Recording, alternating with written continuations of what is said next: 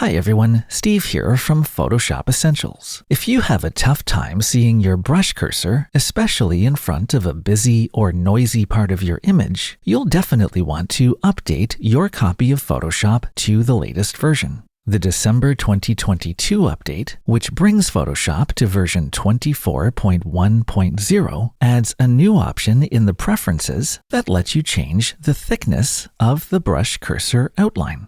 I'll grab the brush tool in the toolbar.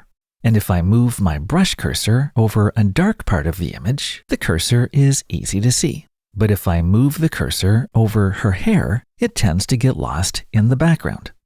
But finally, we now have the option to increase the brush cursor thickness. On a Windows PC, go up to the Edit menu. On a Mac, go up to the Photoshop menu. From there, choose Preferences, which is much higher up in the list on a Mac, and then Cursors. And here we have a new option called Brush Tip Outline.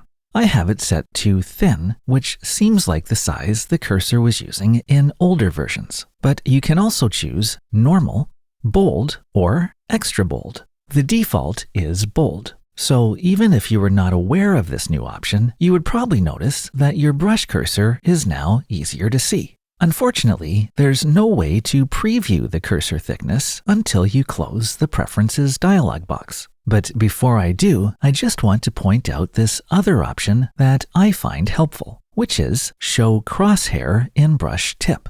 Now, this is not a new option, but in case you're not aware of it, it adds a small crosshair in the center of the brush cursor, which can help to see exactly where you're painting. I'll turn it off for a moment.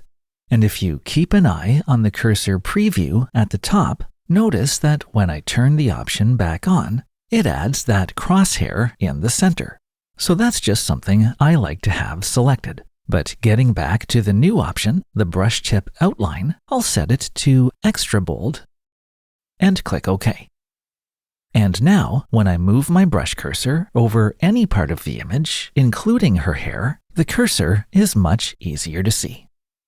And there we have it. That's a minor but welcome improvement in the latest update to Photoshop. If you found this video helpful, don't forget to click the like button and subscribe to my channel for more Photoshop tutorials. Thank you so much for watching, and I'll see you in the next video. I'm Steve Patterson from Photoshop Essentials.